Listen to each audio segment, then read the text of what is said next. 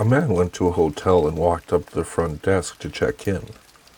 The woman at the desk gave him his key and told him on the way to his room there was a door with no number that was locked and no one was allowed in there.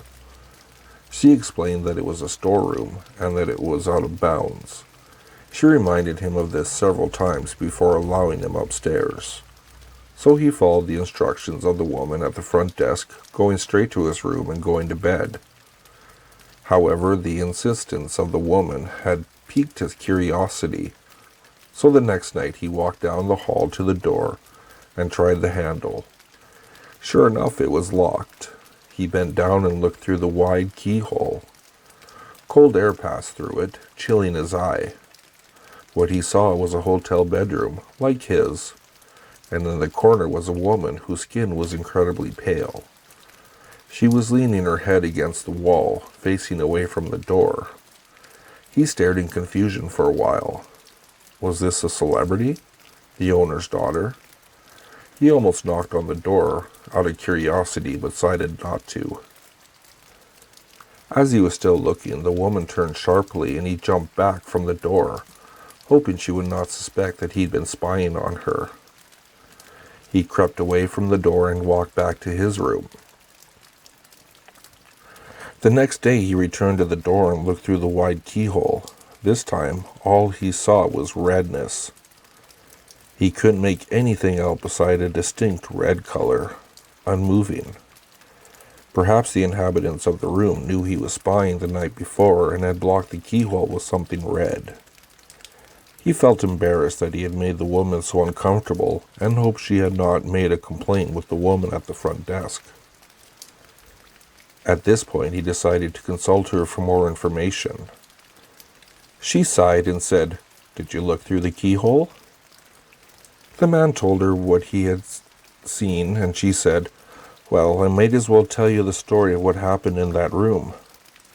A long time ago, a man murdered his wife in there, and we find out that even now, whoever stays there gets very uncomfortable. But these people were not ordinary. They were white all over, except for their eyes, which were red."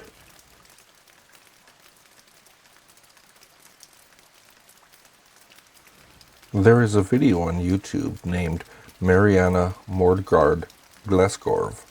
If you search this, you will find nothing. The few times you find something, all you will see is a 20-second video of a man staring intently at you, expressionless, then grinning for the last 2 seconds. The background is undefined. This is only part of the actual video. The full video lasts 2 minutes and was removed by YouTube after 153 people who viewed the video gouged out their eyes and mailed them to YouTube's main office. Said people had also committed suicide in various ways. It is not known yet how they managed to mail their eyes after gouging them out. The cryptic inscription they carved on their forearms has not yet been deciphered either. YouTube will periodically put up the first 20 seconds of the video to quell suspicions, so that people will not go look for the real thing and upload it. The video itself was only viewed by one YouTube staff member, who started screaming after 45 seconds. This man is now under constant sedation and is apparently unable to recall what he saw. The other people who were in the same room as him while he viewed it and turned off the video for him say that all they heard at the time was a high-pitched drilling sound. None of them dared look at the screen. The person who uploaded the video was never found, the IP address being non-existent, and the man in the video has never been identified.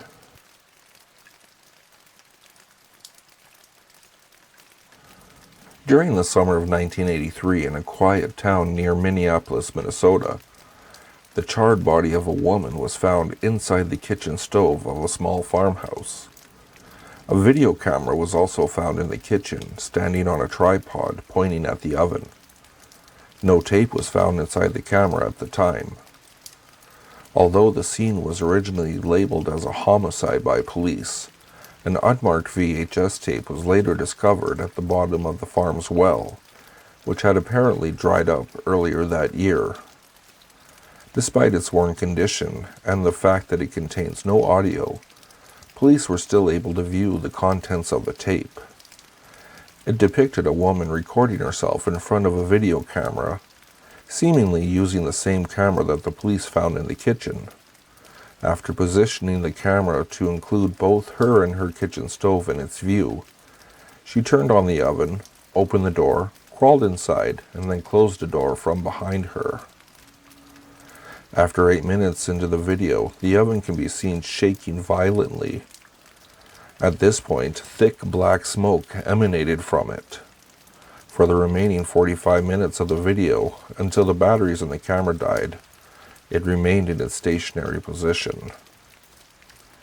To avoid disturbing the local community, the police never released any information about the tape, or even the fact that it was found.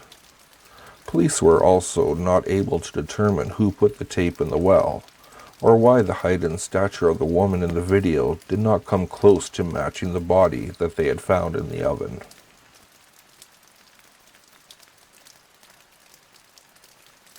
In June 1972, a woman appeared in Cedars-Sinai Hospital in nothing but a white blood-covered gown.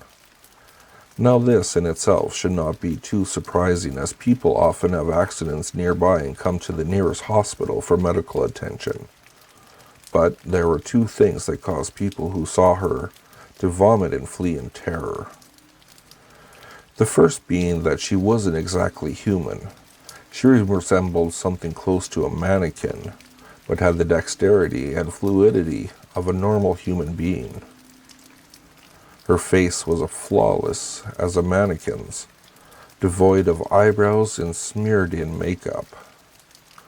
There was a kitten clamped in her jaws so unnaturally tight that no teeth could be seen, and the blood was still squirting out over her gown and onto the floor. She then pulled it out of her mouth, tossed it aside, and collapsed.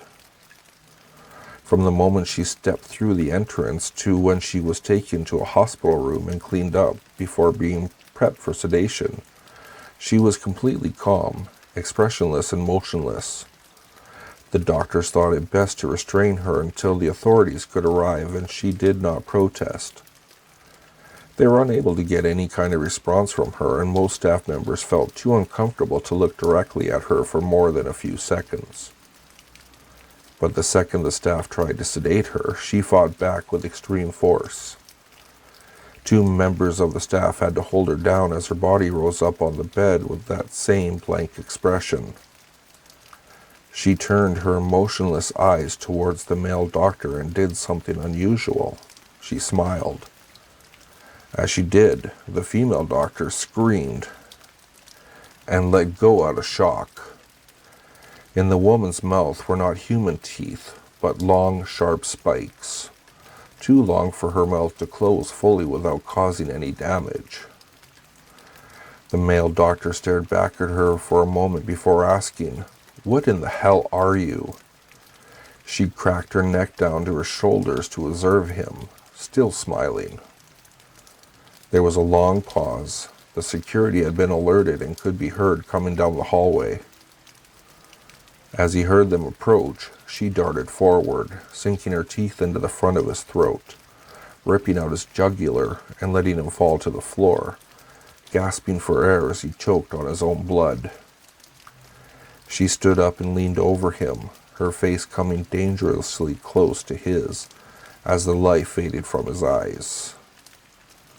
She leaned closer and whispered in his ear, "I am God."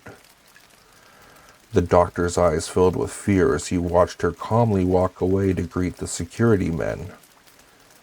His last ever sight would be watching her feast on them one by one. The female doctor who survived the incident named her the Expressionless. There was never a sight of her again.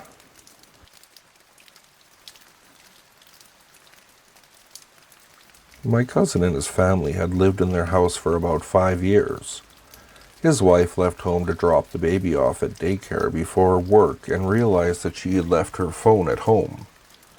Entering the house, she turned the corner to the hallway and nearly ran into the drop-down attic ladder, which was fully extended.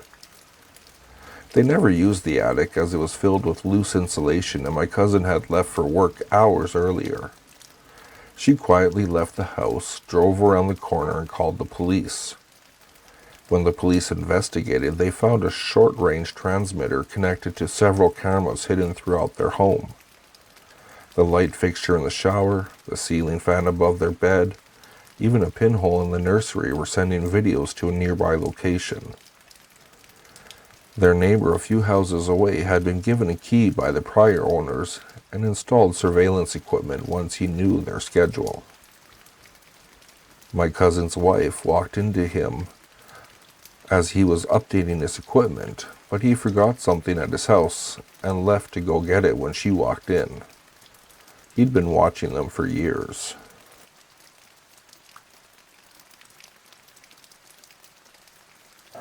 If you like what you heard, please like, subscribe, and share with your friends. If you'd like to, you can follow me at Twitter. The handle is @FuzzyPantaloons, and I'll see you all next time.